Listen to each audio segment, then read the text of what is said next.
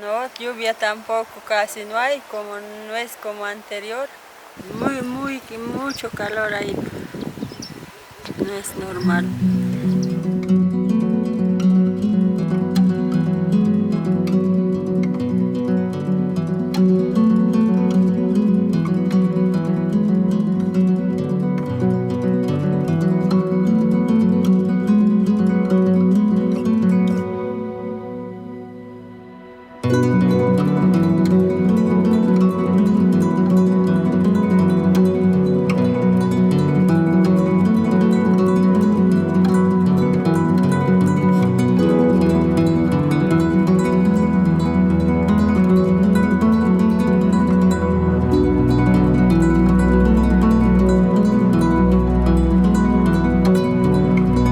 Desde o litoral peruano, em clima desértico, até chegarmos aqui no topo da Cordilheira dos Andes, nesse caso aqui em encostas a mais de 3.000 metros no Peru, a gente percebe uma grande modificação de ambientes, passando de deserto, semideserto, puna seca e agora o ambiente da puna úmida.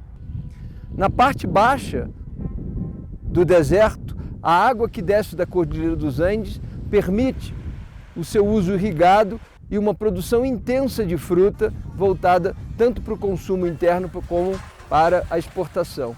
Ou seja, a água dos Andes ela é a chave não só da sobrevivência dos povos que aqui vivem, como também dos povos que estão lá embaixo, fora da cordilheira e que dependem dessa água que drena a partir da neve, do gelo e principalmente das chuvas que caem aqui em cima.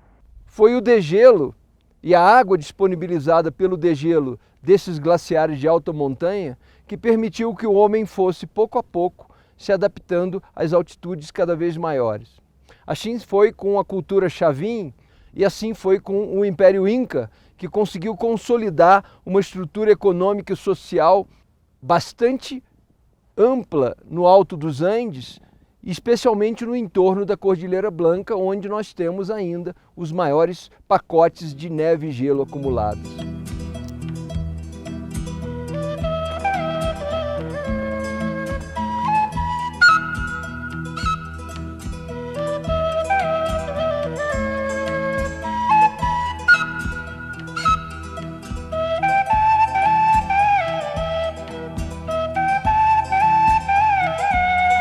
Nós estamos aqui no coração da Cordilheira Blanca, exatamente no divisor de águas, das águas que viram para o Pacífico, e aqui onde a gente está nesse momento é o início exato de uma das cabeceiras mais altas da Bacia Amazônica.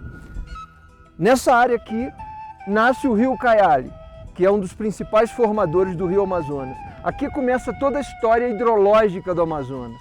Daquela montanha ao fundo, que você vê ainda um restinho de geleira terminando, ali as águas de degelo abastecem as primeiras nascentes do Amazonas.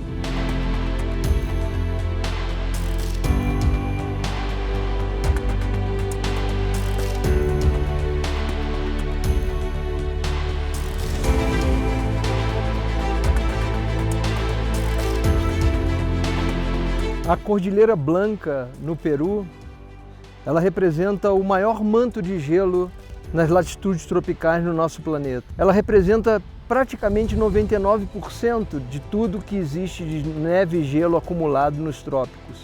Mas esse gelo, ele está acabando. O que nós estamos vendo aqui no maciço do Ascarã é o resto de um manto de gelo que já foi muito maior. Nesse caso aqui da Cordilheira Blanca, pelo menos 15 vezes maior do que nós temos hoje em termos de geleira de montanha.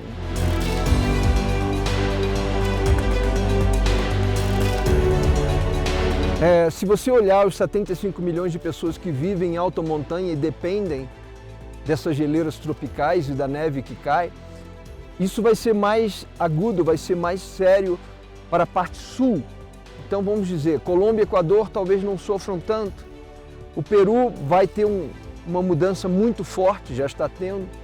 Mas a Bolívia e o norte do Chile, o Atacama, que já são áreas muito secas, essas sim vão ter um quadro social gravíssimo pela falta absoluta de água. Isso já está se tornando um fenômeno crônico na Bolívia.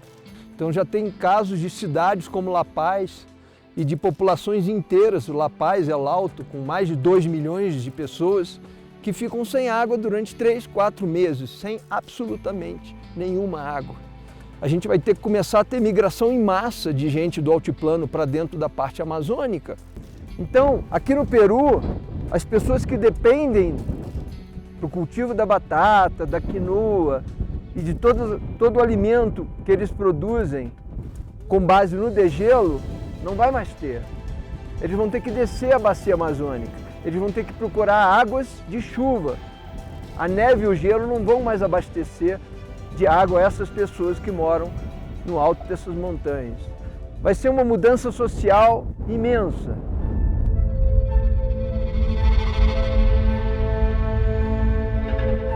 Ninguém é separado de ninguém quando se pensa uma bacia hidrográfica. Porque os rios unem todos, como a gente fala. A bacia amazônica é uma coisa só. Imagina quem está em Manaus, Belém, não imagina que aquelas águas que estão correndo ali no Rio Pará, aquelas águas que correm no Solimões ou no Amazonas, começam a sua viagem rumo ao Atlântico daqui, a mais de 5.000 quilômetros de distância. E essas águas começam com o degelo das geleiras acumuladas nessas montanhas, que é uma verdadeira, vamos chamar, uma poupança glacial, que aconteceu de 25 a 10 mil anos atrás. Então a neve que cai aqui derrete, vai para o Pacífico, vai para o Atlântico, a chuva, e essas geleiras servem a todos e estão terminando.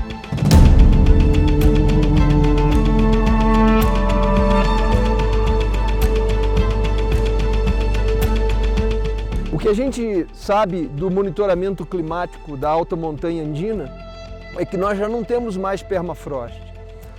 A temperatura aqui no alto dos Andes está a 5, 6 graus mais quentes do que seria necessário para que aquelas montanhas tivessem o solo com a sua água congelada. Em frente a todos esses glaciares de alta montanha tropical, a gente tem o permafrost, que nada mais é do que o solo congelado. E é o primeiro elemento desse complexo de alta montanha a sofrer com as mudanças climáticas. É o primeiro a descongelar. Então ele vai ser o primeiro indicador do estado de saúde dos glaciares de alta montanha. E o que a gente constata com os nossos dados e com o nosso monitoramento é que o permafrost de alta montanha, ele praticamente inexiste. A gente está aqui numa cota altimétrica, onde todos os modelos prediziam uma ocorrência do permafrost quase que contínuo, porém a gente não percebe mais isso, a gente não constata essa situação mais em campo. Isso é um indicador gravíssimo para a condição de estabilidade desses glaciares.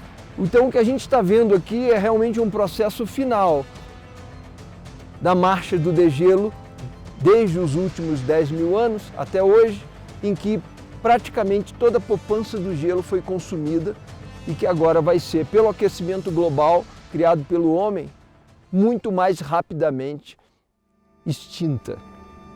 Em 40 anos se estima que no Peru e na Bolívia praticamente toda a água acumulada nessa poupança glacial de 25 a 10 mil anos atrás vai ser consumida.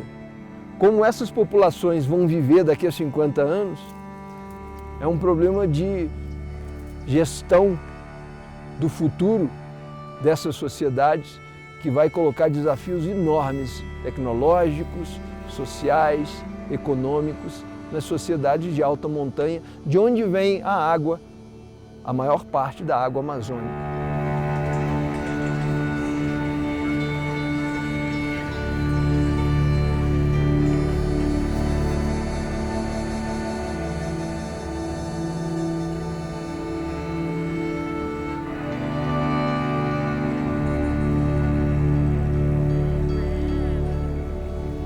Então é preciso pensar uma gestão integrada para que não haja disputa por água, para que não haja um país pensando hidrologicamente numa bacia como se ele fosse uma coisa separada. Ninguém é separado de ninguém quando se pensa uma bacia hidrográfica.